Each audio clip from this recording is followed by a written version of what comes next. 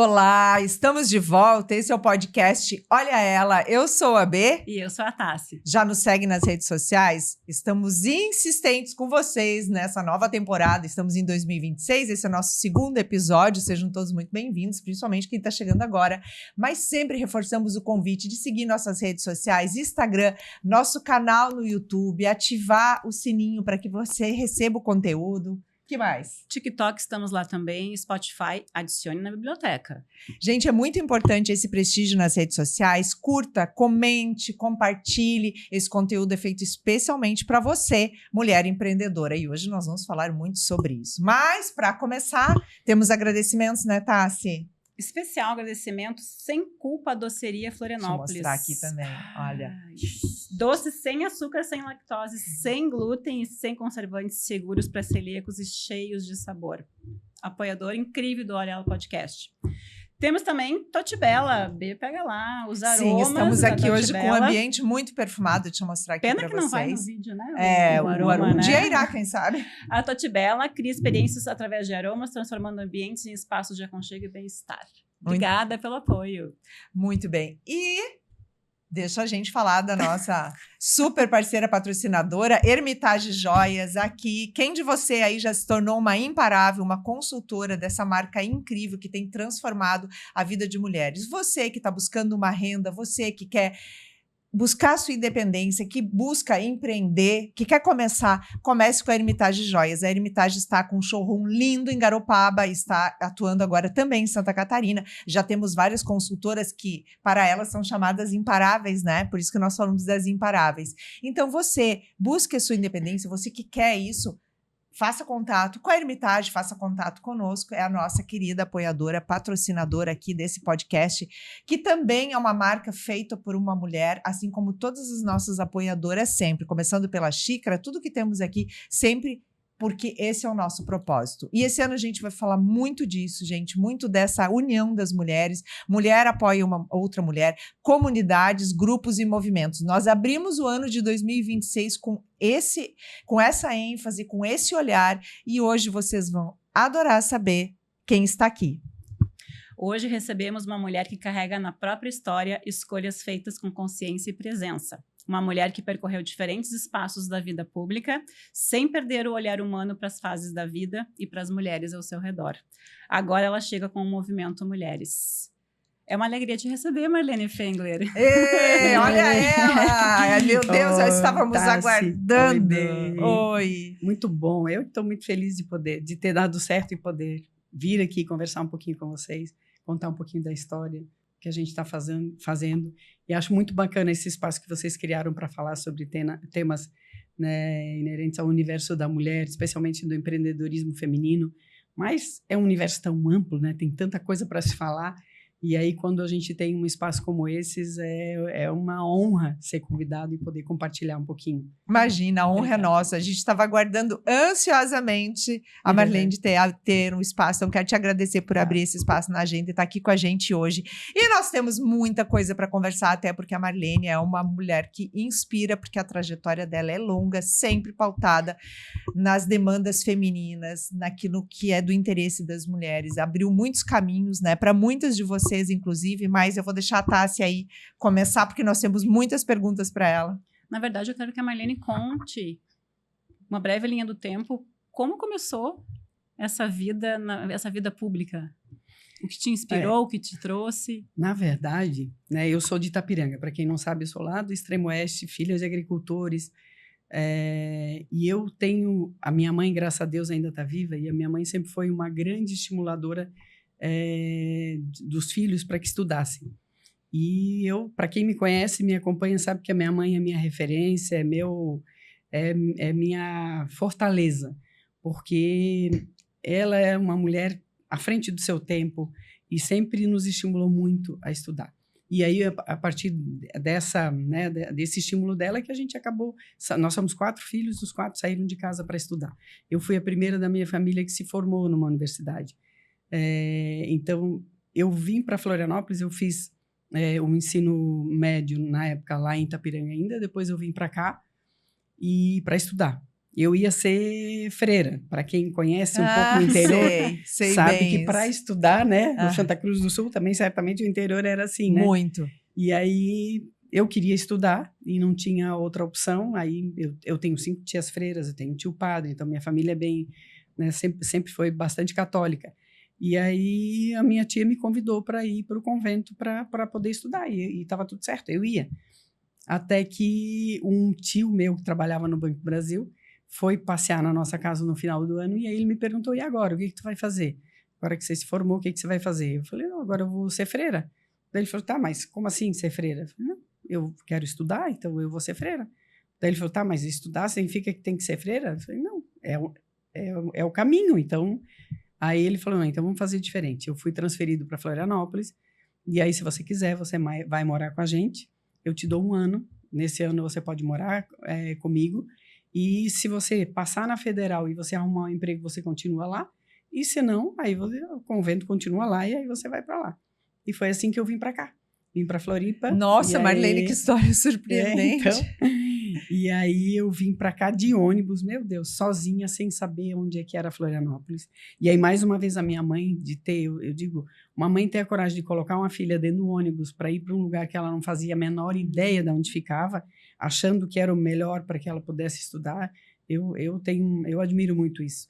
E porque é coragem, né? Não só da mãe, do pai também, mas a mãe era que ficava ali, não, tem que ir, tem que estudar, tem que buscar outras alternativas. E ela sempre falava uma coisa interessante.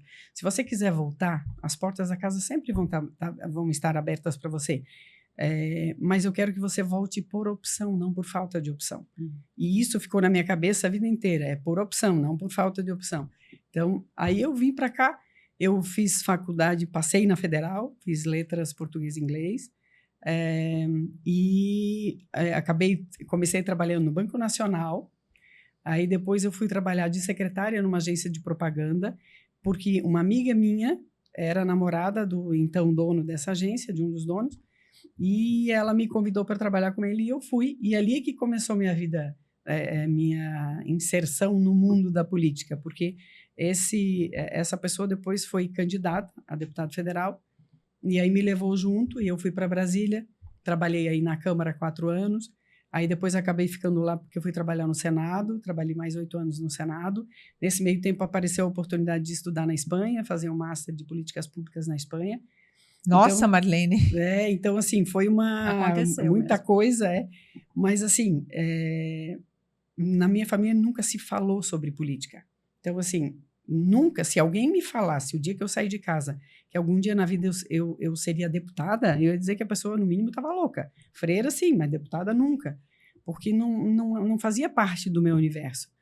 Mas as coisas acabaram se encaminhando e eu comecei a gostar muito. Eu sempre fui uma pessoa extremamente tímida, muito tímida. E quando eu fui para Brasília, para mim foi um desafio enorme, porque eu tinha que representar o meu chefe em alguns lugares. E assim, eu arrumava... Ele era deputado federal. Eu arrumava doença. Eu arrumava... Para não ir. Sempre arrumava uma desculpa para não ir. Porque eu tinha muito medo de falar em público. Na universidade, eu era aquela que fazia o trabalho e as outras apresentavam. Eu era essa também. E um dia... Eu estou fazendo um podcast. Então, tu vê Pra como é que é, né? Mas aí, um dia, eu pensei, bom, eu tenho que tomar uma decisão. Eu tenho que mudar isso. Eu não sei como, mas eu tenho que mudar.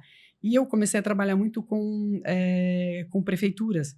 Naquela época não tinha rede social, não tinha internet, não tinha essa coisa digital de ter. Hoje um prefeito quer saber quais são os programas que tem na área da saúde, entra lá, entra no site e vê o que tem. Naquela época não existia isso. Então eu comecei a montar cartilhas de orientação para os municípios, com todos os programas que tinham no Ministério que os municípios podiam acessar. E eu ia nos municípios e fazia curso, porque isso era uma coisa que eu dominava. Uhum. E aí eu ia lá e ensinava eles. E aí eu comecei a aprender a falar em público. Nesse meio tempo também, eu comecei a participar, porque o deputado com quem eu trabalhava era de um partido que tinha um instituto. E esse instituto fazia formação. E eu ia junto. Eu era solteira, eu gostava, mas eu era aquela que entregava o papelzinho, que organizava a sala. Sempre fui bastidor, eu nunca estive à frente. Sempre fui aquela, né, que fazia a coisa funcionar para os outros trabalharem. Mas tudo isso fez com que eu começasse a ver, primeiro em Brasília, assim, que quando você faz um trabalho sério, primeiro que a política é essencial, né? Se todo mundo entendesse a importância da política, ou de que nossa vida é política, né? E do que se a gente tivesse um pouco mais de conhecimento, todos nós tivéssemos um pouco mais de conhecimento, entendêssemos o que é ser um cidadão. Eu acho que para começar por ali, assim, o que é ser um cidadão? Né? Só eu garantir meus direitos? Não, tem deveres também, né? Tem os dois lados. E assim, quantas coisas a gente pode fazer para melhorar a vida das pessoas? E aí entra a questão da representatividade. Quem a gente escolhe para estar lá? Essas pessoas não são ETs, elas não vieram, normalmente as pessoas têm, né,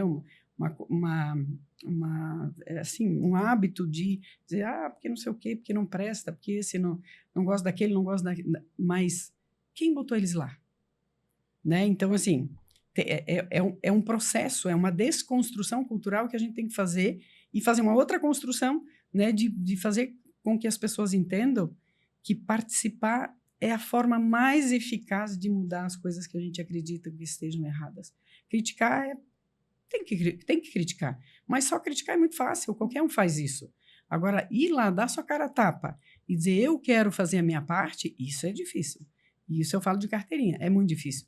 Mas e isso tudo eu comecei a entender vendo, estando lá, participando, sempre nos bastidores.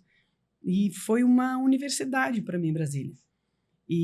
Foram quantos anos lá, Marlene? 12 anos lá. 12, então 12, quatro na Câmara e 8 no Senado. Nossa. E ainda um ano na Espanha eu fiz um master de políticas públicas aplicadas e comparadas. Era com estudantes de toda a América Latina e também Iberoamérica. Então, assim, abriu a cabeça assim, para ver o que os outros países estão fazendo, o que é diferente, né?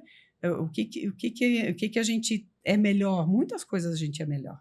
Mas também muitas coisas a gente tem muito a aprender, muito a crescer. Mas, assim, então, foi todo um período de aprendizado, de crescimento, e nisso tudo eu sempre participava também de eleições.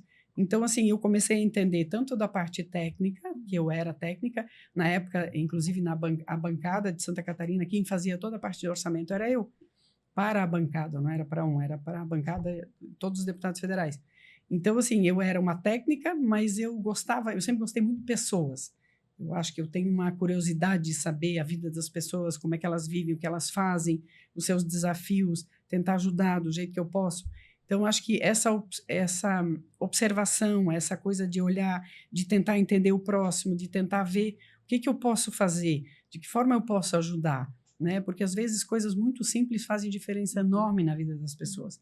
Não precisa fazer grandes projetos. Às vezes, são coisas muito pequenas. Normalmente, as menores é que fazem uma diferença maior. Então, assim, aí eu fiquei esses 12 anos lá e acabei depois voltando para cá. Nesse meio tempo, eu conheci o que é hoje meu marido, conheci ele numa campanha em Chapecó, só que ele morava aqui, eu morava em Brasília, e assim a gente ficou durante 5 anos, porque em 2005, aí eu voltei para cá. E aí, em 2006, participei de uma eleição, né? Em 2005, coordenei uma campanha desse mesmo deputado que eu fui na época, e em 2006 eu me mudei para cá, e aí eu fui trabalhar na Assembleia Legislativa. E casei, né? Aí fui trabalhar na Assembleia. E lá eu acabei sendo a primeira e única mulher a ser chefe de gabinete da presidência da Assembleia, que é um espaço, que é um lugar extremamente importante, assim, que eles chamam lá de o 41º deputado, porque tem uma importância muito grande na decisão das pautas na Assembleia, todo o funcionamento da casa, então uma responsabilidade enorme. E quando o meu então chefe me convidou, eu nem pensei assim, eu fui, falei, é competência e pronto. Mas aí depois várias pessoas falaram, você acha que isso é lugar para mulher? Você acha que eles vão te respeitar? Porque tinha 2 mulheres e 38 deputados. Eu não levava a sério, porque se eu levasse a sério, eu não iria para os lugares. Simplesmente fazia. Simplesmente ali fazia. Não pensava, nem racionalizava aquilo. Para mim não existia essa coisa, se é homem ou se é mulher. Eu estou lá pela competência, vou fazer e pronto. Uhum. Então, só que aí depois, assim, quando caiu a ficha, eu falei, meu Deus, e se não der certo? Eles vão dizer porque eu sou mulher. Agora eu tenho que fazer dar certo. Então, e aí a gente tem que, mais uma vez, a gente tem que provar o tempo todo. Tá Como é cansativo isso, como né? É cansativo. Gente, isso é muito cansativo. Jesus, vocês aí que Deus nos assistem já devem ter... Não, eu acho que não tem uma mulher, acredito eu, que não tenha passado em algum momento na vida, seja esfera pública, privada, que tem que ficar provando do que é capaz. Infelizmente. Infelizmente. Né? Isso é muito cansativo. Mas, assim, também eu sempre penso também que é um processo, né? A gente vota há 100 anos só. A gente teve o direito de votar novo. faz 100 anos, é muito pouco tempo. Então, assim, é uma construção, né? Uma desconstrução de uma cultura e a construção de uma nova. E eu fico imaginando, assim, para mim, por exemplo, os espaços de poder, na prática, deveriam ser espelhos da sociedade. Você tem que se olhar e se enxergar. A gente se enxerga? Não se enxerga. Porque hoje, por exemplo, aqui na Assembleia, nós temos 3 mulheres. Nós somos 52% da sociedade. Alguma coisa está errada. Sim. E aí a gente também ainda tem muitas mulheres que não votam em mulheres. E aí esse é um processo também de conscientização que a gente tem que fazer. Só que a gente... Eu converso com muitas mulheres, continuo fazendo um trabalho de conscientização para tentar trazer mulheres. E aí muitas me falam assim, Marlene, mas olha, a gente não se vê lá, então a gente acha que esse lugar não é pra gente. Porque quando eu não me enxergo nesse lugar, ele não me pertence, né? Então, por isso que a gente precisa estimular mais mulheres. Aí a gente vem na questão das cotas. Um monte de gente fala para mim, por exemplo, eu acho que a gente não deveria precisar de cotas. A gente está em 2025, não deveria precisar. Mas, se a gente olhar o resultado, é óbvio que alguma coisa tem que ser feita. São as cotas? Eu não sei se é o ideal, mas é o que hoje nós temos, só que eu acho que as cotas têm que ser no mandato, não nas candidaturas. Deveria ter durante algumas eleições, também não é para sempre, mas algumas eleições que tivesse lá, os 30%, digamos hoje, que são obrigatórios de candidaturas femininas, deveriam ser obrigatórios nas cadeiras, nas vagas, nas câmaras, no Senado, né, em todos os lugares. Porque daí as mulheres começam a enxergar que aquele lugar é dela. É dela. É dela. 30% daquele lugar é nosso. E aí, se eu for candidata, pode ser que eu consiga chegar. Uma dessas vagas vai ser minha. Hoje não. Hoje eu disputo com todos os homens que já estão lá, que já têm uma estrutura, que já têm uma condição, já foram ensinados a se empoderar. E ocupar aqueles espaços. Ocupar aqueles espaços e tomarem como seus, né? E acho que as mulheres, a gente falou isso no episódio anterior, né? Que as mulheres não apoiam mulheres, né? E que a gente precisa trazer essa fala mais vezes, né? Inclusive agora, então, na esfera pública, né? Mulheres precisam votar em mulheres também. Com certeza. Mulher precisa comprar de mulher, mulher precisa escolher produto de mulher precisa apoiar a mulher. E na hora de uma campanha eleitoral, mulher tem que votar em mulher. Não tem outro caminho. Mas isso que tu falou, Marlene, da questão de concorrer e de efetivamente a vaga ser garantida, isso precisa mudar. Isso mudaria completamente a história. Isso precisa mudar, porque ficou muito fácil, inclusive quando a gente for olhar as configurações, né? Agora, de fato, ela poder ocupar aquele espaço, isso ser assegurado por lei, não tem. E aí, assim, eu fui, enquanto diretora da Escola do Legislativo, em 2023, eu inscrevi um projeto na ONU, a gente teve a oportunidade de inscrever alguns projetos para apresentar lá, e eu inscrevi esse projeto porque eu queria entender como é que os outros países que têm equidade haviam feito para chegar nesse estágio. E todos eles foi mudando a legislação. Então, assim, a Espanha tem hoje quase equidade, tem 42%, eu acho, de mulheres, mas mais de 40%. A Argentina, o México, os Emirados Árabes, Andorra. Super masculinos, né? Imagina esses países cultura, né? com uma cultura totalmente masculina. Tem uma lei que obriga, claro que eles têm regimes políticos diferentes, têm um sistema político diferente, né, do nosso. Mas isso não justifica. Então, se a gente tiver isso aqui, nós teremos mulheres lá. Então, assim, acho que só que se não tiver mulheres nesses espaços para exigir isso, como é que a gente vai aprovar isso? Né? Então, uma coisa leva a outra. Então, por isso que é tão importante. É difícil participar, eu converso, né, quando eu converso com muitas mulheres, especialmente em anos eleitorais, eu sempre falo para elas, olha, elas vêm falar, mas é porque é muito difícil. Eu falei, gente, mesmo sendo difícil, ou a gente fica aqui chorando as pitangas, ou a gente vai à luta. A gente Arregaça as mangas e vai. É difícil, assim, a mulher não gosta de exposição normalmente, né? Eu não gosto de exposição, eu detesto exposição, mas não é uma opção. Você é obrigada, né, a estar na rede social, você, ainda mais hoje, do jeito que as coisas estão, né? Então, você é obrigado a ter uma rede atuante para você poder levar sua mensagem para as pessoas. Não é uma coisa interessante, porque isso não envolve só você. Isso envolve sua família, seu filho, né? Eu tenho um filho que sofreu muito no período que eu fui deputada, porque as pessoas não estão acostumadas a ver mães políticas lá. Então, assim, e aí tem eventos. Eu ia, e aí você não vai no evento da escola, num aniversário, muitas coisas eu perdi. Você abre mão de muitas coisas, abre mão de muita né? coisa, e isso eu acho muito injusto, porque você acaba né, tendo que abrir mão de uma parte que é muito importante da sua vida para poder fazer outra que é tão importante quanto, porque muda realidades. Se você tiver mulheres nos espaços de poder, você pode ter certeza que você vai ter uma educação mais adequada, né? Você vai ter espaços de lazer, você vai ter uma saúde mais inclusiva, educação mais inclusiva, né? Tudo mais assertivo, né? Porque é da nossa natureza. E eu sempre digo, não é nada contra os homens, muito pelo contrário. Precisamos o que é deles, importante né? é juntar os dois. Unir forças, né? Isso, junta as duas visões e você tem um todo. Ninguém quer brigar com ninguém. Não, né? muito pelo contrário. Lógico, é isso. A ideia é caminhar Mas junto. mas não é uma coisa fácil, é um processo. Mas é um processo necessário. E Marlene, no teu olhar, assim, tu acha que a gente está longe disso, de conseguir evoluir para uma legislação, talvez, que garanta mais os espaços? Acho. Ai, que desanimador. Achei que tu ia dizer, não, eu estou otimista. Não, a gente já teve, há 5 anos atrás, acho que teve foi aprovada uma lei aumentando, acho que era 30%, transformando os 30% no mandato, de candidaturas em mandato. E aí perdemos por 6 votos na época.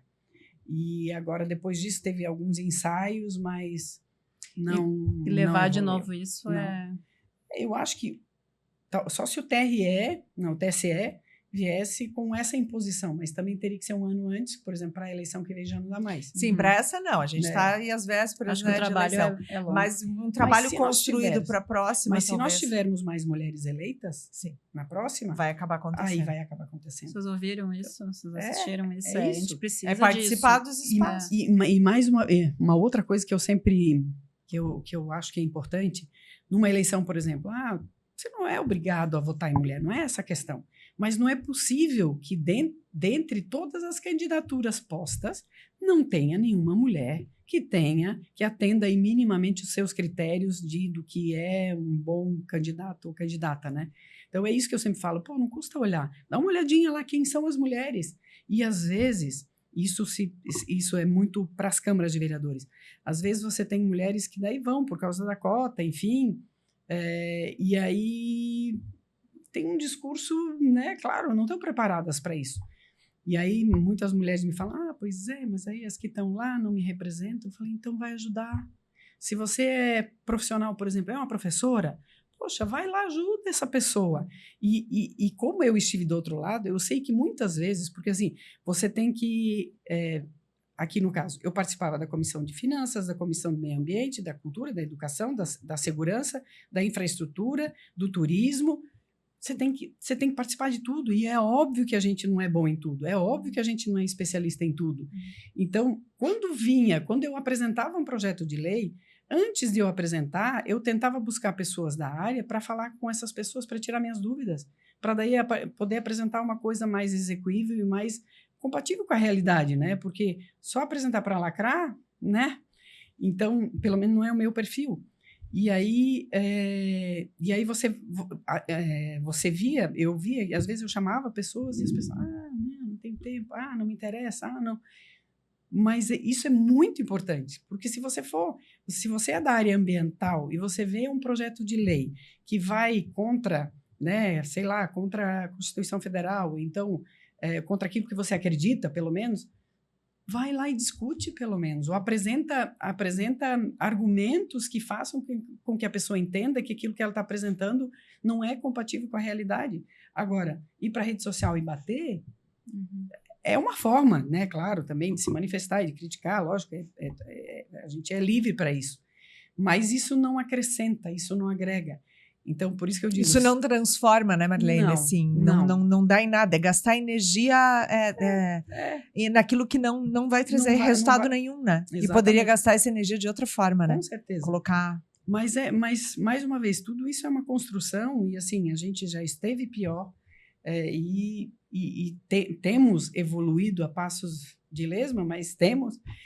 Aqui em Santa Catarina não, porque a gente tinha 5 deputadas mulheres na eleição passada e nessa elegemos só 3, então, na verdade, perdemos. Diminuiu. Então, eu espero, sinceramente, que esse ano a gente consiga recuperar, mas com esse olhar das mulheres, e eu tenho ouvido muito isso, assim, tenho ido nos lugares, as mulheres têm falado, não, eu vou votar em mulher, eu vou votar em mulher. Então, assim, eu tenho essa esperança, não sei se isso vai se transformar em resultado concreto, mas eu tenho essa esperança de que nessa próxima eleição, né, as mulheres estejam mais atentas. Eu acho que tem muitos temas sendo discutidos, temas femininos sendo discutidos, e que precisam, e aí as mulheres estão começando a ver, poxa, mas como é que se discute temas da vida da mulher sem mulheres? Né? Então, homens decidindo questões femininas das mulheres, né? Por exemplo, políticas públicas, se for pensar, por exemplo, na menopausa, que tipo de exame existe hoje, ou que tipo de atendimento psicológico existe hoje na rede pública para conversar com essas mulheres? E todas entram na menopausa. As que estão vivas, elas entram na menopausa. É uma fase inerente do processo de envelhecimento, e a gente não tem informação sobre isso. Então, se nós não falarmos sobre isso, o homem não vai falar, não é porque não quer, porque não é da natureza dele, não é da vida dele. Ele tem andropausa, mas é muito diferente. Então, assim, nós somos necessárias nesses espaços. É isso, é simples assim. Só que, necessárias ou não, se nós não estivermos, se nós não nos dispusermos a participar, ou minimamente, nem todas, obviamente, vão ser candidatas, ou enfim, participar de uma eleição, não é isso que eu estou falando, mas é você se dispor a ver quem tem a coragem de participar e buscar uma forma de contribuir, de fazer a sua parte, de dar... E é uma outra coisa que é interessante, porque é um processo muito solitário. Estar num espaço desses... primeiro, assim, você entra na política, a metade dos teus amigos some, porque acha que, meu Deus, está se metendo em política, não sei o quê, não quero falar sobre isso. Gente, a nossa vida é sobre isso. E o fato de eu defender uma coisa ou outra não significa que eu vou deixar de ser amigo de uma pessoa por causa disso. Uma coisa é aquilo que você, né, são as suas bandeiras, é aquilo que você defende, mas você não deixa de ser aquela pessoa. Eu sempre digo, eu não deixo de ser a Marlene que vai no supermercado, que tem que fazer faxina, que tem que cuidar do filho, que tem que fazer comida, que chega em casa, que tem um marido, que quer atenção, que nada disso muda, mas as pessoas confundem.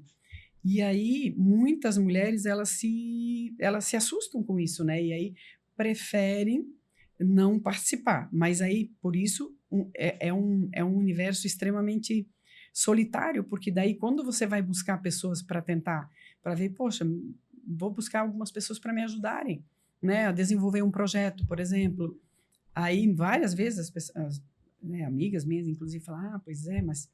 se eu te ajudar nisso, aí... Vou estar compactuando com o partido, sei lá. E aí, poxa, eu não sou do teu partido, poxa, eu não gosto de política, Deus me livre da Assembleia Legislativa. Mas na Assembleia Legislativa é definida a nossa vida. Só isso, assim. Simples assim, né, Marlene? Simples assim. Deixa isso. eu aproveitar e falar, né, uma coisa que é lamentável. A gente costuma dizer que o nosso foco, nosso podcast é empreendedorismo feminino. O empreendedorismo geralmente está vinculado a um CNPJ, mas antes tudo começa com um CPF e uma mulher. uma mulher que tem vida, que tem questões pessoais, saúde e tal. Então, a gente tem que falar de vários temas. A gente está vivendo um momento muito, muito triste, né? Assim, da questão da violência contra a mulher. Nossa. A gente falava isso nos bastidores e aí a gente combinou que falaria um pouco sobre isso. Assim, teve um momento até de desligar, assim, de estar vendo na TV ou lendo e passando porque não dei conta. E aí eu fico me perguntando se a gente não tem representatividade. Eu penso que a gente está fazendo um processo de chamar os homens para essa discussão, pelo menos. Acho que começou esse movimento, acho bem bacana, mas não adianta isso. A gente vai. Eu acredito que vão ter que ter medidas mais rígidas, mais drásticas. Alguma coisa vai ter que ser feita, porque vamos falar de Santa Catarina. É assustador. Nem vamos falar dos outros estados, vamos falar da nossa realidade. 48 mulheres esse ano já. Em 25, né? 48. Que a gente sabe, fora o que, enfim, não sabemos de números, né, pós isso. Como é que tu vê isso, Marlene? E tu acredita que a gente começa a ir para um movimento de alguma caminhada, alguma evolução para começar a ter medidas que comecem a melhorar esses números? Porque, assim, tá apavorante. Assim que eu me elegi, uma das primeiras coisas que eu fiz, eu participei da Comissão de Direitos Humanos. Eu fiz uma série de audiências públicas no interior do estado, levando o Ministério Público, a rede de proteção, Ministério Público, Tribunal de Justiça, Polícia Civil, Polícia Militar, OAB, Secretaria de Estado, Secretarias Municipais, Assembleia, tinha algumas ONGs, e a gente fez audiências públicas regionais para tentar entender como é que estava a situação da violência contra a mulher em Santa Catarina, para dar luz, falei, vamos falar sobre isso. E aí a gente viu, né, que a rede ainda precisava de muita coisa, cada um fazia a sua parte, a civil cuida da sua, a militar cuida da sua, o Estado cuida do seu, e não havia uma integração entre esses entes. E aí eu acho que isso a partir dessas audiências públicas, a gente começou a ter uma evolução muito grande. Então, hoje, esses órgãos públicos que são responsáveis, eles conversam, eles têm uma rede, e nesses 8 anos eu acho que se evoluiu muito nesse sentido, de se trazer algumas garantias, né, para as mulheres, para que elas tenham. Porque eu sempre falava, gente, a mulher é vítima de violência. Quem é que ela procura? Ela vai numa delegacia que só tem homens. No interior não tem delegacia, não tem DPCAM, né, delegacia especializada para mulheres. Então, e todo mundo se conhece. Aí você chega lá, todo mundo sabe que aconteceu alguma coisa. Aí, tá, mas ela teve a coragem, foi lá, fez a denúncia, ela vai para onde? Ela volta para casa, ela morre. Porque se ela fez a denúncia e volta para casa, acabou, esquece. Então, ainda hoje não tem lugares para essas mulheres. Já tem alguns, nas cidades maiores tem, mas nas menores ainda eles estão se reunindo em vários municípios, fazendo casas regionais. Mas ainda é um processo muito, né, muito incipiente, ainda falta muita coisa nesse sentido. Mas isso é a estrutura do poder público. Aí a gente vê, né, fazendo isso e conversando com as pessoas, e aí a gente vê que, assim, começa debaixo da educação. Se a gente não investir na educação, e aí não é só a escola, são as famílias. A escola e a família em conjunto, se a gente não investir em educação, em formação das nossas crianças, ensinar os nossos meninos desde pequenos que eles são iguais no sentido de direitos, deveres, ninguém é melhor do que ninguém, ninguém pode bater em ninguém. Se a gente não tiver essa consciência e começar todo mundo fazer um trabalho conjunto, nós ainda vamos isso ainda vai continuar muitos anos, porque isso acontece dentro de casa. Por mais que a polícia, né, por mais que se tenha a medida protetiva, por mais que, né, tem o 180, tem todos, né, os órgãos que são responsáveis por isso, quando acontece dentro de casa, ninguém vê. Quem é que vai ver? Aí a gente tem as agentes comunitárias de saúde. Elas são fundamentais, elas têm que estar preparadas tanto na violência contra crianças e adolescentes, quanto violência contra a mulher, porque elas têm a confiança das pessoas e que conseguem ver o contexto, ver o ambiente e podem, a partir disso, né, denunciar se for o caso. A- A escola, a mesma coisa, os professores, é o lugar que as Eles crianças também falam. enxergam. Uhum. Até porque a questão da violência contra a mulher e as crianças, muitas vezes, vai ser contra a mulher e as crianças também. Também, claro, Junto, é. sim. Uma situação de Uhum. violência, geralmente, tem a mãe ali, né? Mãe e os filhos, vai sobrar para os filhos. Mesmo que ele não bata, mesmo que a violência não seja diretamente contra uma criança, mas você imagina uma criança vendo a mãe violência apanhando, psicológica, gente. né? Vê uma mãe que está apanhando, vê uma mãe que está sofrendo e que não consegue sair dali. E as pessoas falam, mas vai embora. Como assim? Como é que ela vai embora? Não, tem a questão psicológica também. Sim. Eles falam, conseguem entender que ela não é culpada daquilo tudo ali. Exatamente. Porque E aí ela- você tem 2 ou 3 filhos. E ela precisa E aí tem que sustentar tem que essas sustentar. crianças. Então, ela fica, ela às vezes se não submete. denuncia, E ela ela se pensa- submete. se submete. E na maioria das vezes, talvez pensando nos filhos, ela se Exatamente. submete. É. Isso é mais. E a gente que vem do interior, eu também Sim. venho. No interior, isso é mais Meu comum do que a Deus gente do imagina. Então, Só que não é mais- falado. Não, Então, é mais um motivo para a gente ter mulheres brigando com certeza. É isso. na área da esfera pública. É dar voz a essas coisas. E eu, assim, eu acabei antes não falando como é que eu entrei, eu tinha recebido muitos convites já Eu ia pra te ser, perguntar né? isso. E aí, Só qual foi faltou esse assim o. detalhe. O que muita foi que história tu disse? Eu vou e vou Porque romper. eu tinha sido convidada já em várias eleições, desde 2002. 2002 quase fui, mas aí depois eu pensei, não estou preparada para isso, acabei não indo. E também porque um outro homem foi no meu lugar. Aí eu fiz todo um trabalho e na hora tinha que optar entre um e Alguma outro. surpresa? Não, nenhuma. Enfim, mas isso já se passaram 20 anos. Mas aí depois eu tive vários convites e eu sempre falei que não. Eu sempre falo, eu sou bastidor. Eu não sirvo para isso não é para mim. E sempre fui falando isso. Mas, ao mesmo tempo, eu trabalhava dentro do partido, e eu fui trabalhar na Escola do Legislativo. Depois de ser chefe de gabinete, eu fui ser diretora da Escola do Legislativo. E a escola, para mim, é um lugar que eu amo. A escola é muito boa, né, muito Marlene? legal, É faz excelente a promove escola. formação Nossa, política ela é de excelente. jovens, adultos. A gente Pra qualifica quem não- os vereadores. É muito bacana. E tudo de forma gratuita, à disposição de quem quiser. Mas aí a gente criou esse programa que eu falei que eu levei para a ONU, que é o da Caravana da Inclusão das Mulheres na Política. E aí eu ia, eu gosto disso, então eu ia para o interior, ia para tudo que é lugar e levava onde uma mulher quisesse, a gente ia. E aí chegou final de 2017, o então presidente do meu partido me chamou e falou assim, Marlene, agora você vai ser candidata. E eu falei, não, eu não vou ser candidata. Eu vou ajudar alguma candidata mulher, mas eu não tenho perfil para isso, eu não vou ser candidata. Aí ele falou assim, nossa, que interessante, né? Tu fica aí falando que tem que ter mulheres, tu fica defendendo e fica andando por aí, defendendo essa causa, e na hora que a gente te convida, te dá a condição de participar efetivamente e de colocar em prática aquilo tudo que tu defende, tu diz não, aí eu não estou entendendo mais nada. E aí eu olhei e falei, meu Deus, é mesmo, né? Eu falei, quer saber? Nossa. Eu vou. Fui, meti a cara, fui, morrendo de medo. Na eleição de 18. Morrendo de medo, né? Pensando, meu Deus, como é que... Porque daí tem toda uma outra questão, assim, tu passa uma vida sendo assessora, tu passa uma vida preparando as coisas para outro apresentar. Então, um projeto de lei, vai lá, eu quero defender, sei lá, eu criar um programa de apoio a famílias carentes, só um exemplo. Me traz os argumentos, monta o projeto, não sei o quê. Aí tá, eu montava o projeto, apresentava e dizia, tem isso a favor, isso contra, mas quem decidia sempre era, né, a outra pessoa.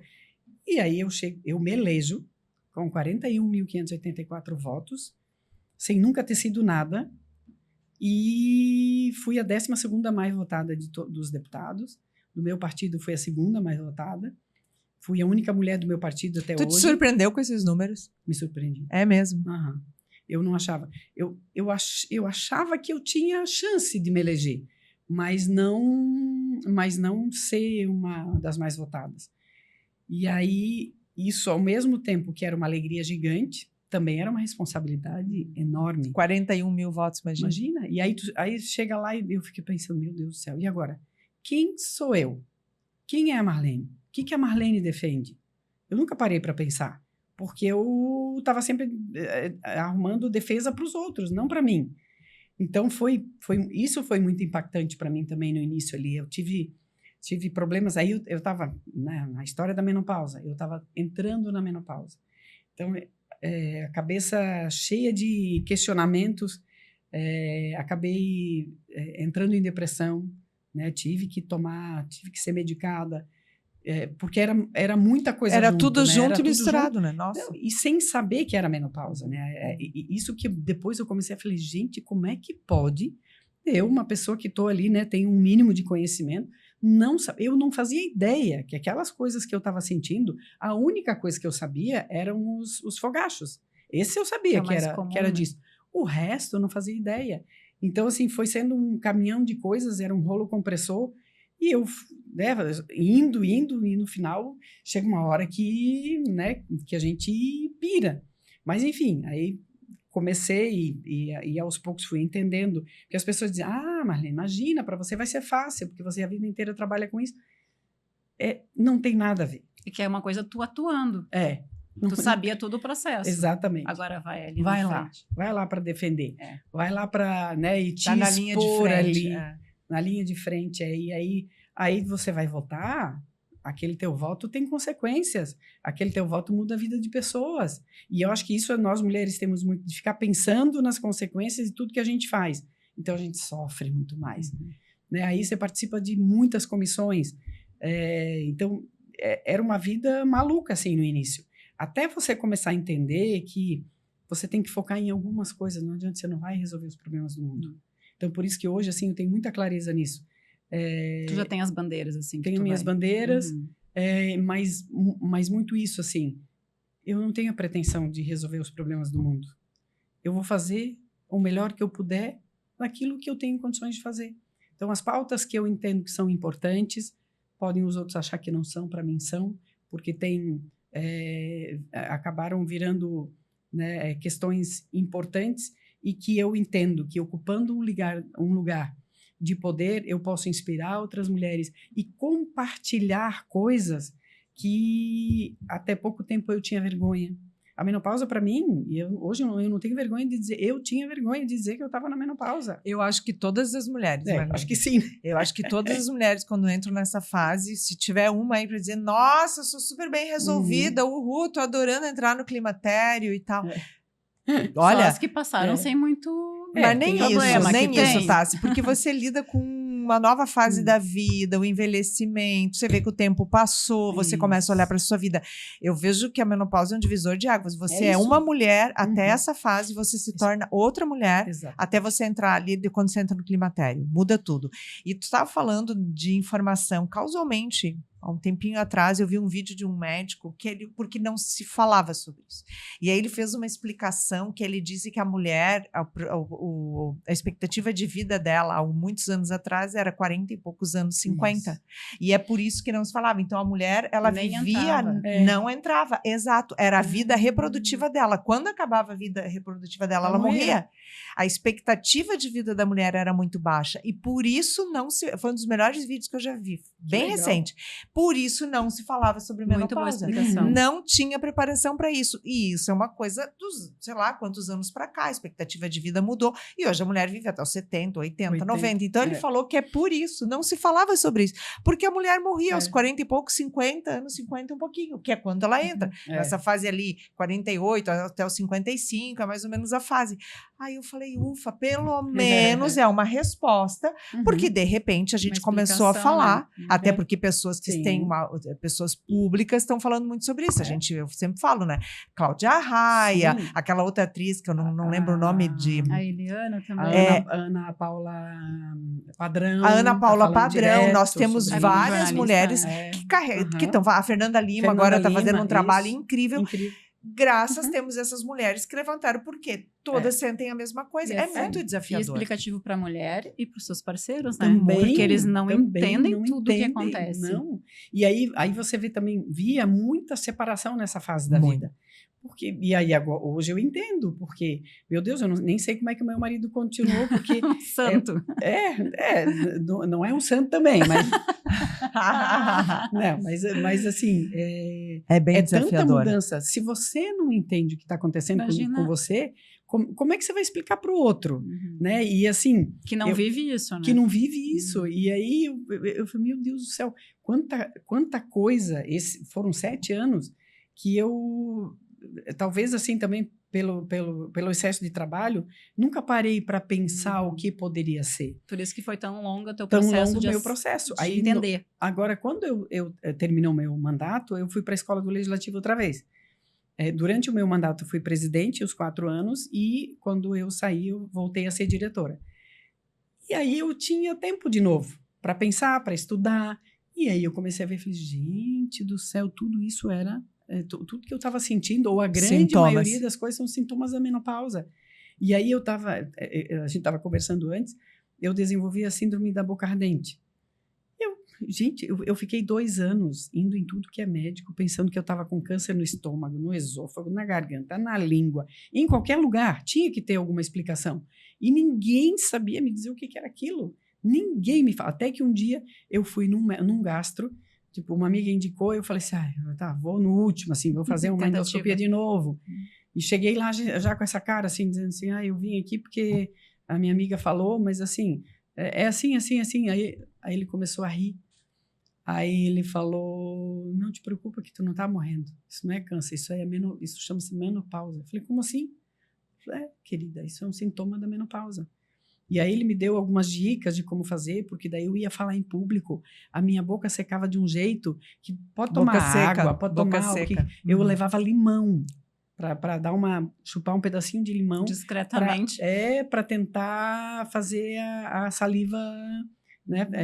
Gerar a saliva, porque era terrível. Então, assim, é um processo muito, né? Ali, então, na política, é um processo muito solitário. E se você não tem a coragem de dividir essas coisas, porque a gente também tem uma coisa que a gente não quer mostrar fraqueza, fragilidade, né? Não, imagina, né? A gente é ensinado, não, tem que mostrar que você pode, você sabe, você consegue. Gente, qual é o problema de errar? Hoje eu tenho essa consciência. Qual é o problema de errar? Eu prefiro 1000 vezes estar num lugar e errar do que não fazer nada. Do que não fazer nada, não estar ali, né? Tentar, né? E o perfeito, o feito é inimigo do perfeito. Então, em vez de você ficar pensando, o dia que eu conseguir fazer assim, assim, assim, é que nem quando você quer emagrecer. Eu vou na festa, mas eu só vou botar aquele vestido se eu não tiver com a barriga, se eu emagrecer 2 quilos, aí eu deixo de ir numa festa maravilhosa, que eu, né, posso conhecer o príncipe da minha vida, porque tem uma gordurinha na cintura, porque... Gente, então, é sobre isso, assim, vai, se joga, faz o que é possível fazer. O resto, paciência, joga para o universo. Agora, ficar arrumando desculpas, né, e falando que as coisas não mudam, sem você fazer a sua parte, é muito cômodo. Né? Então, acho que é isso, assim, a gente precisa ter a coragem de fazer um pouquinho que seja, um pouquinho é melhor Mas que nada. a soma desse pouquinho faz diferença, né? Marlene, quero aproveitar. Então, esse movimento que tu está fazendo agora de mulheres, a inspiração veio desse processo que tu passou. Fala um pouquinho desse movimento, porque a nossa audiência, muitas pessoas te conhecem, mas muitas estão te conhecendo agora. E esse teu trabalho tá lindo, tá inspirador. Então, fala um pouquinho disso. Com base em tudo isso que eu falei aqui, que eu vivi, esse período todo conturbado que eu vivi, eu comecei a pensar muito que eu queria, como um propósito de vida mesmo, dividir, compartilhar com outras mulheres, conversar com outras mulheres, criar algum espaço, eu não sabia o que direito, pensei num podcast também, mas eu queria criar um espaço onde as mulheres pudessem estar para falar sobre, né, aí é o etarismo, né, e especialmente, né, não tem o etarismo, nós vamos ficar 2 horas sim, hoje aqui, então, Jesus. O etarismo e a menopausa. E o etarismo, né, na questão econômica, essa invisibilidade especialmente da mulher depois dos 50 anos. Então, minha cabeça estava cheia de coisas, eu não sabia direito como fazer. Aí consegui algumas amigas, né, a Andréa Vergani, mais a Ana Costa, a Rosane Thomas, que toparam. Falar, não, vamos tentar criar um programa, a gente não sabe nem se é um programa, se é um instituto, a gente está começando ainda, mas é um espaço onde a gente sempre leva 2 especialistas, então da área do tema que a gente vai debater, a gente leva especialistas para falar, homens também, sobre etarismo, levei também um professor da Universidade Federal também, aliás, da Univale, para falar sobre isso, que está fazendo um doutorado sobre o etarismo, e aí para falar sobre isso, para a gente entender tecnicamente, né, ter dados, ter números, ter argumentos, mas também poder dividir esse momento com outras pessoas e entender que a gente não está sozinho, que todo mundo que tem a graça de viver, né, hoje em dia, com a longevidade que a gente conquistou, é uma conquista da sociedade. A gente não pode encarar isso como uma coisa ruim. Hoje eu olho para frente, né, e penso, meu Deus, quantas oportunidades. Eu ainda vou viver 20, 30 anos, eu quero viver bem esses 20, 30 anos. E eu quero dividir isso com outras pessoas, quero trazer outras mulheres que não tenham a quem recorrer para falar sobre, para elas ouvirem, para elas compartilharem, sem julgamento, eu não quero dar certificado, nem diploma, nem nada, não é isso. É um espaço para compartilhar as dúvidas, as dores, as conquistas, os desafios. E aí isso, claro, no futuro pode se transformar em alguma coisa pensando em uma formação, alguma coisa assim. Mas nesse momento é isso, é um espaço para a gente conversar, dividir, compartilhar. Sensacional, Marlene. Como que essas mulheres podem participar desse movimento Mulheres? A gente sempre abre inscrição, a gente faz grupos pequenos, no máximo 50 mulheres, para poder conversar mesmo, né? Para não é um aulão, não é para ser seminário, é uma conversa, uma troca de ideias mesmo. Uhum. E aí a gente sempre disponibiliza, né, no meu, aí tem acompanhar pelo meu Instagram, por enquanto a gente está criando também o Instagram do Movimento Mulheres, mas esse ano, né, 26, a gente vai ter, vai ter o Instagram, e a pessoa se inscreve ali, vê o tema, gosta do tema, se inscreve, sugere. A gente está aberto a sugestões de temas também, de conteúdos, de palestrantes, de tudo. É para ser realmente um lugar para a gente se sentir bem, dividindo as nossas angústias, os desafios, mas também as conquistas, as coisas boas, né, do 50 a mais, que não tem só coisa ruim. Não, tem muita coisa boa. Muita coisa boa. A vida segue. 2026 é um ano de comunidades, né? A gente vai falar muito sobre isso. E eu acho que esse teu movimento também já se encaminha para uma comunidade. Sim, sim. Certamente será uma comunidade. É porque a gente está tentando ver, entender bem qual é o melhor formato, como é que a gente toca isso sem fazendo uma coisa bem séria, para também não ser, começa, depois termina, tem que ter continuidade. Então, eu na verdade, estou muito feliz, porque, assim, os dois encontros que a gente teve foram de um aprendizado absurdo, assim. A gente teve palestrantes maravilhosos falando sobre, agora, né, a última foi sobre menopausa, a gente entendendo um monte de coisa, todo mundo perguntando coisas que eu, por exemplo, jamais perguntaria há 2 anos atrás, não teria coragem de perguntar, né, que são questões íntimas, mas que a gente tem que perguntar, alguém tem que responder para a gente. E né? precisamos falar sobre isso, né? Exatamente. A gente precisa falar, porque o desafio é teu, é meu, vai ser da Tássia, de todo mundo. Todo mundo passa. Assim como o etarismo, né? O etarismo também está na nossa lista aí de pessoas para falar sobre. Para falar mais sobre o etarismo. Porque isso é uma outra questão, né? Hoje a gente tá vendo que a nossa sociedade está se encaminhando, né, para uma inversão de pirâmide. Então, hoje, a gente precisa pensar em políticas públicas para criar alternativas para o empresário, por exemplo, para que a ele interesse contratar pessoas mais 50 a mais, ou manter essas pessoas no seu quadro de funcionários. Porque não adianta a gente dizer que as pessoas vão contratar se não tiver algum benefício. Então, de alguma forma, a gente tem que pensar sobre isso. Então, por isso que a gente está montando um grupo de trabalho também para falar sobre isso.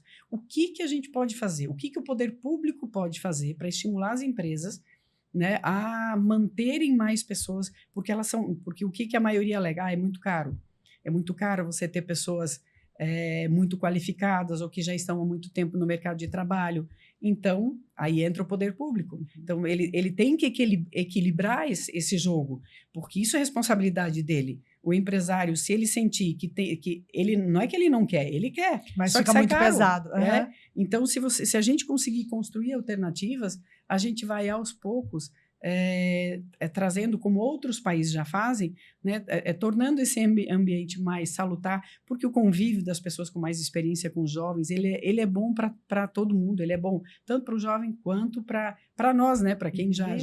Eu adoro trabalhar com gente jovem, porque a gente aprende um monte. Eu sou uma neófita em tecnologia, então tenho meu filho que né, que me dá aula, e os outros que trabalham comigo da mesma forma. Então, se a gente entender isso, todo mundo cresce, né? Todo mundo soma. Então, tem um grande mercado até que eu tenho na cidade aqui, que eu vi um banner ontem, contrata 50 a mais. Se você tem mais de 50 anos, legal. Tinha uma foto de uma senhorinha, assim. É um mercado, um atacadão, né? Um grande mercado.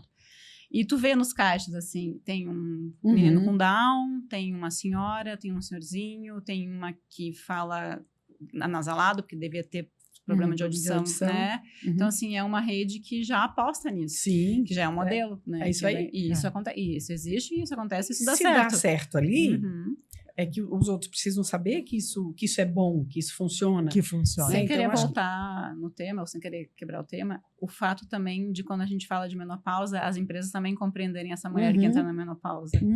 Então, esse assunto também tem que entrar. Tem que ter mais acolhimento. Tem que ter. E compreensão, né? Mas eu penso que a gente está falando muito sobre isso, a menopausa. Então, a gente avançou. Se eu pensar nos últimos 2 anos, desde que a gente tem um podcast, cresceu muito. A Galisteu agora lançou um livro só sobre isso. A Galisteu tem uma frase que ela diz: se você, mulher, não tem os sintomas, quando você olha, quase nenhum, que ótimo para você. Mas eu tive todos, praticamente. Ela disse que vai para a lista e teve todos. E ela, tanto que ela fez um livro. Eu também. Eu vou ali...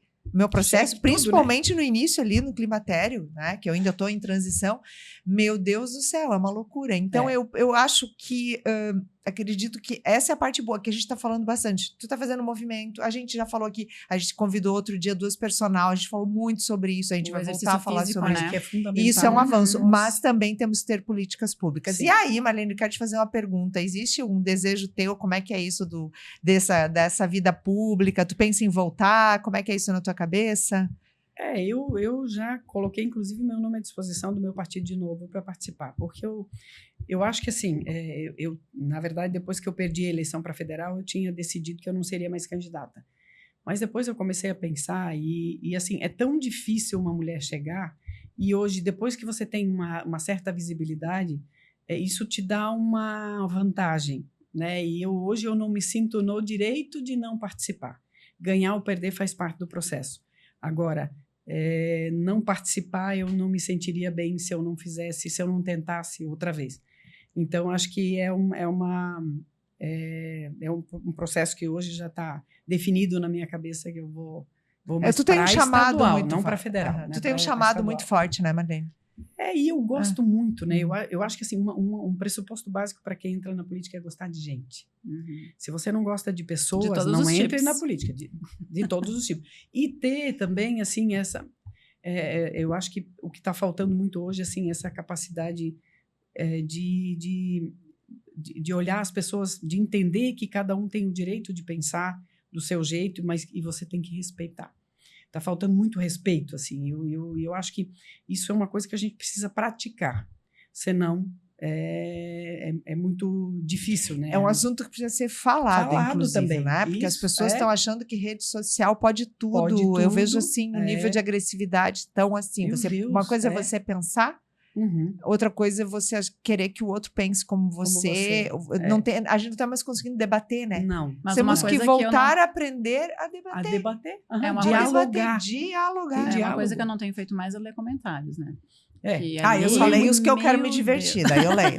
Eu leio muito pouco também. Mas aí fora da esfera política, né? Outras coisas, os memes e tal, pra gente dar uma risada. Mas a gente precisa voltar a aprender a debater. Isso, eu penso que, assim como você falou da violência contra a mulher, eu penso que é lá na escola que nós vamos ter que começar a conversar com essas crianças para ensinar de novo a elas como que se dá esse processo democrático de trocar ideias. E aí, vamos ter que reensinar, porque parece que a gente desaprendeu. E pensa uma outra questão, né? A questão do uso excessivo das redes sociais.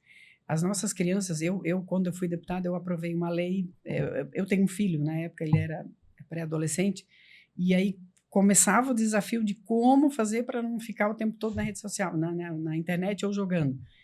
E eu pensei, a gente precisa falar sobre isso. O que a gente pode fazer concretamente? Não posso fazer nada, porque eu não posso ir na casa das pessoas e dizer que não pode usar. Mas eu posso falar sobre. Então, eu criei apresentei um projeto que foi aprovado, uma semana de debate de conscientização sobre a dependência tecnológica de crianças e adolescentes. Então, em março, agora, a gente vai fazer uma série de ações para falar sobre esse assunto. E aí é outra coisa, porque a gente está terceirizando a educação dos nossos filhos para o celular, para a televisão, principalmente para o celular. Como é que essa criança vai aprender, né? Como é que ela vai ser educada, né? Com princípios, com valores, se eu estou deixando a rede social fazer isso por mim, o celular fazer isso por mim? Claro que é mais fácil. Eu chego em casa de noite morta de cansada. Obviamente que é muito mais fácil eu dar um celular e dizer fica quietinho ali no teu canto e eu vou para a rede social também. Então, assim, isso é uma conscientização que a gente precisa fazer também, porque se as pessoas não entenderem que isso já virou uma epidemia, isso vai ser muito difícil, porque a escola está perdendo a legitimidade de falar sobre temas que não sejam só aquelas, português, matemática, física, não pode falar sobre outra coisa. Então, e se não se fala em casa, se não se fala na escola, onde é que eles vão aprender? Na rede social. Na rede social não tem filtro. Ali eles vão naquilo que interessa para eles, né? E aí tem o nosso algoritmo aí que vai trazendo tudo aquilo que eles vão, né? Que a gente pesquisa. Então, assim, se a gente começar a pensar, se não tiver uma atitude, né? Se a sociedade não começar também a acordar para isso, e aí não é só o poder público, eu sempre falo, a gente precisa entender que a gente tem responsabilidade nas coisas. Se nós não fizermos a nossa parte, não vai mudar. Não adianta ter uma lei que diga, até ajuda, por exemplo, agora na Austrália e na Dinamarca, eu acho, né, foi que aprovaram leis que as crianças até 16 anos não podem ter rede social. Então, é um jeito, imagina a seriedade do problema para que um país chegue a tomar uma medida como essa. Então, é porque realmente é muito sério. Só que se a gente não falar sobre isso, mais uma vez, falar, são temas que a gente meio que fica assim, mas eu vou me envolver na vida da pessoa. É que nem eu ver uma mulher sendo agredida e dizer, não é problema meu. Como é que é em briga de marido e mulher, ninguém mexe a colher. Eu ouvia isso aí sempre. A vida inteira, gente, né? A frase. Quem não, né? Imagina. Mas assim, então, eu acho que tudo isso que a gente falou aqui começa pelo diálogo, começa pela discussão, começa pela conscientização. E se a gente não falar sobre, as coisas vão continuar escondidas debaixo do tapete, e aí a gente vai indo, porque a vida passa e a gente tem 500 mil coisas para fazer, e a gente não tem tempo para as coisas, a gente não tem tempo mais para conversar, né? Então, por isso que eu quis criar esse espaço. Falei, não, nós não temos tempo, mas nós vamos criar tempo para isso. E aí, com certeza, dentro desse movimento, a gente consegue ter ideias. Tem muita gente legal, muita gente com ideias bacanas, e que eu só vou conhecer se eu tiver se eu conviver com outras pessoas, não só as do meu convívio, mas pessoas que eu não faço ideia de onde elas são, nem quero saber, né, qual é a ideologia delas. Não é sobre isso. É sobre ter um espaço de acolhimento, né, e de compartilhamento das dores, dos sofrimentos, enfim, para transformar isso numa política pública, num projeto, enfim, com base na experiência das pessoas. Muito bom, muito bom. Olha, daria para a gente ficar aqui entrar no terceiro, quarto, quinto assunto, mais uma hora conversando, mas a gente tem um tempo... A gente nem comeu, né? Nem deu tempo de abrir os docinhos aqui para comer. Agora a gente vai comer depois. Quero te agradecer, Marlene, antes de finalizar. Agradecer também nossos patrocinadores, a Elements, que nós temos o cupom de desconto, que vocês já sabem, que dá 10% de desconto para vocês. Então, use o cupom, olha ela. Temos a Legacy, último mês para você fazer o curso de gestão financeira. Você, mulher empreendedora, organize seu CPF, organize seu CNPJ, faça o curso. É gratuito para nossa audiência. Use o cupom, olha ela, e você concorre também à sessão estratégica. E também, claro, agradecer o Next Sistema de Comércio, para você também comece o ano, teste o sistema. Você que tem um comércio, você que tem uma loja, né? Muitas mulheres que nos assistem em lojas, teste. Quem testa sempre migra para o Next. Também temos o cupom que dá a vocês 30 dias de uso sem custo. Então, testa lá. Isso tudo a gente consegue, são conquistas para você, nossa audiência. Esse podcast é feito para você, mulher empreendedora. Esqueci algum recado? Não, se você quiser apoiar e patrocinar o Olha Ela Podcast, estamos disponíveis para conversar e temos um projeto bem legal em andamento. Entre em contato. Isso, e estão vendo aqui, né? Já temos mais apoiadores. Então, faça contato com a gente, que estamos começando 2026 Com tudo. com tudo. E falando de comunidade, então, hoje, a tua presença aqui, Marlene, com esse movimento que você está fazendo, tem toda a tua história, a tua trajetória, tem um ano aí se abrindo para você, mas quero te agradecer demais. A gente colocou no nosso planejamento, assim, há um desejo muito grande nosso que a gente quer falar, trazer as mulheres que estão fazendo diferença, que estão fazendo esses movimentos, juntando outras mulheres, falando dos mais variados assuntos, seja de ordem pessoal, falamos aqui de etarismo, menopausa, vários assuntos, e também tudo aquilo que envolve o contexto do empreendedorismo feminino, que também tu és uma defensora, a gente sabe de tudo que tu faz, então parabéns pelo lindo trabalho que tu faz. Obrigada. Você é uma mulher que nos orgulha muito. Eu não sou catarinense, eu sou uma cataúcha, mas eu tenho muito orgulho de pertencer, né? É de Itapiranga, um lugar onde eu tenho um monte de parentes, já conversamos vários, né? Mas que lindo o trabalho que tu faz, que você tenha muita saúde aí ao longo de todo esse ano que vem pela frente, e a gente estava esperando ansiosamente a tua presença aqui. Então, obrigada, assim, do fundo do coração. Foi muito importante te receber. Obrigada por inspirar tantas mulheres, e vai inspirar mais algumas aí que vamos assistir, e alguns nomes que a gente já falou nos bastidores, inspirar a seguir essa carreira política tão bonita que tu tens. Linda. Ai, gente, obrigada. Eu é que agradeço muito, porque eu acho que poder falar um pouquinho, eu sempre digo que se eu que saí dali em Pepopi, do interior de Itapiranga, né, e eu tive a coragem de participar, todas nós podemos, todas nós devemos. Então, assim, é um trabalho conjunto. Se a gente fizer, cada um fizer um pouquinho, cada um fizer a sua parte, um pouquinho, e o mínimo que uma mulher pode fazer por outra é ter essa tal de sororidade, né, que a gente fala tanto, mas pratica pouco, né, de ouvir a outra, né, quando num processo, aí falando num processo político, dá uma olhadinha lá quem são as candidatas, vê se alguma dessas não. Se não tiver nenhuma, tá tudo certo, não tem problema. Mas, pelo menos, para entender e ver que tem mulheres que se colocam à disposição. E eu, assim, realmente fiquei muito feliz porque poder dividir um pouquinho disso com vocês e com outras mulheres é muito importante e faz com que a gente continue, porque é um propósito, tem que ser um propósito. Eu acho que a política, especialmente, ela tem que ser um propósito. Se não for, não faz sentido, porque é muito difícil e para as mulheres ainda é mais complicado. Então, tem que ser realmente para você fazer a diferença, por menor que seja, mas qualquer coisinha, qualquer mudança que a gente conseguir promover com o nosso exemplo, com o nosso trabalho, com certeza faz a diferença na sociedade. Nossa, que lindo, que inspirador para começar o ano, né? E as nossas mulheres, a nossa audiência pensar sobre isso. Muito obrigada. A gente costuma fazer um brinde no final, então vamos fazer aqui. A xícara linda, adorei. Ai, que bom. É de uma mulher empreendedora que faz pra gente. Tchau, gente. Obrigada. Até o próximo. Obrigada. Nos vemos em breve. Tchau.